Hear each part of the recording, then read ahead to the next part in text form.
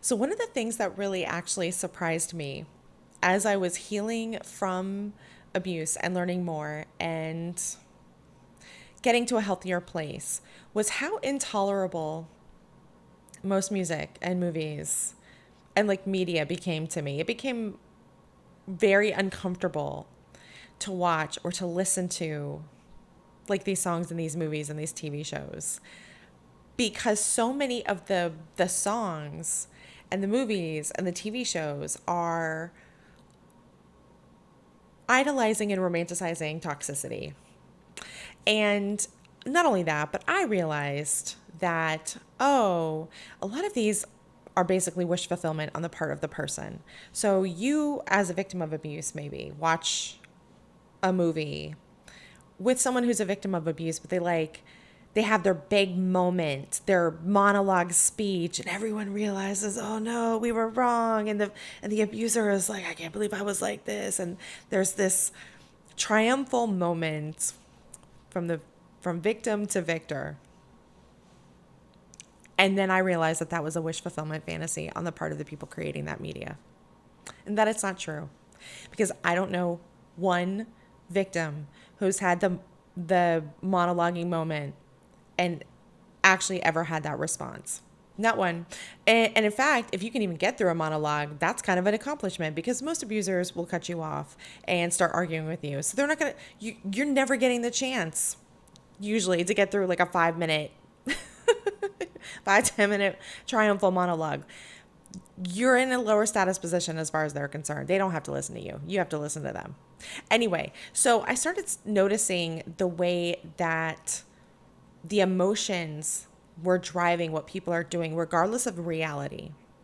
So one of the things that really became apparent to me is that there are a lot of logic people who you don't recognize are essentially emotion farming from people and movies and media. These are the people that you see at festivals. They're going all the time. They love a festival. They're obsessed with certain bands. They're really into the bands. And then, so you think this is like a passionate, emotional person that is going to have that same intensity towards you. I mean, maybe they do, but it's not about that. That's who they are as a person. It's about how those things make them feel. And so then when they are looking for someone to be in a relationship with or be in a friendship with, you then become one of the things that they use to create emotions within themselves. They want you to essentially perform, act the role that they've assigned to you, so that they feel a certain way inside. But a lot of the time, they're going to tell you, I'm a logic person, blah, blah, and they're going to argue you into submission. But in reality, they are highly emotion seeking. They just don't generate it from within themselves. And often, they're tricking the victim into providing that. That's what the love bombing accomplishes. Like, it's the victim emotionally attached and invested and pouring out their goodness on this other person who kind of like has done nothing to organically create that. They don't deserve it.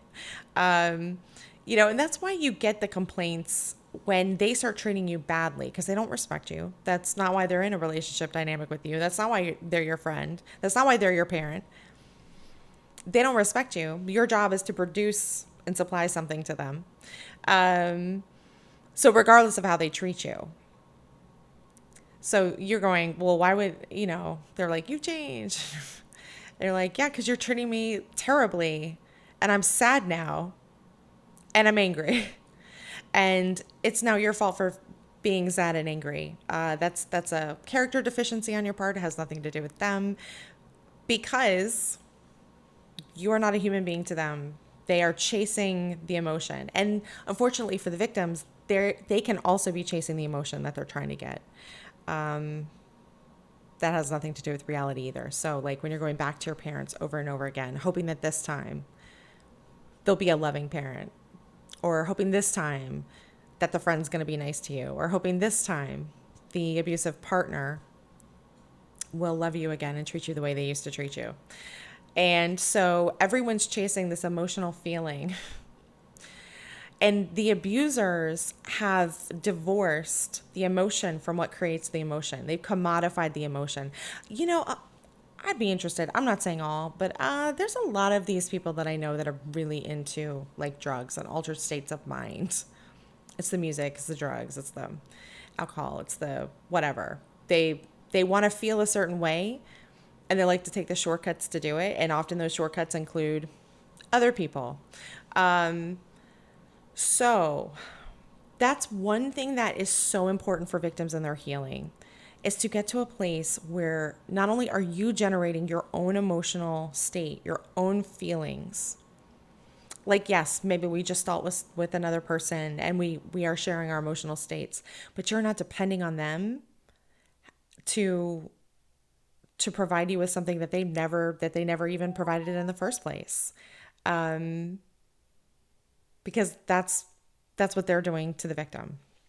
So like parents, for example, they want you to make them feel like a good parent, regardless of whether or not they're actually being a good parent.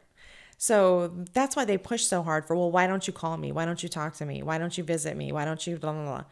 You know, why are we taking pictures? Why aren't you bringing the kids? And then you bring the kids and you think, they don't seem to care about the kids. So like, why did they push so hard for this? They're pushing so hard for it because they're trying to accomplish a feeling. They're trying to accomplish an emotion. The emotion being that they're a good parent. And that emotion does not have to be attached to reality. Only enough factors have to be present that they can pretend that it's true, or that they can pretend to other people that it's true, and those people can reflect back to them, "Oh my God, you're such a good parent," and they get like a little high off of that.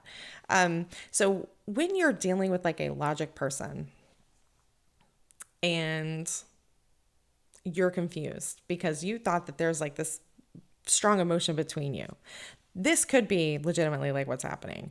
If you have an emotion abuser, like obviously the emotional context is going to be very apparent very early on. They're going to overwhelm you with their emotions. Their emotions are the only emotions that have validity, not your emotions.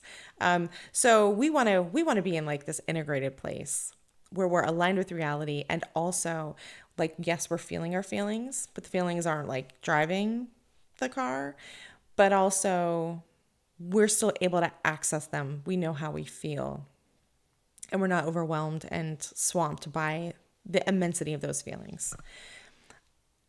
I would recommend, if you are struggling with your emotional state, to kind of think about maybe what movies, what music, what am I pouring into myself, and who am I around?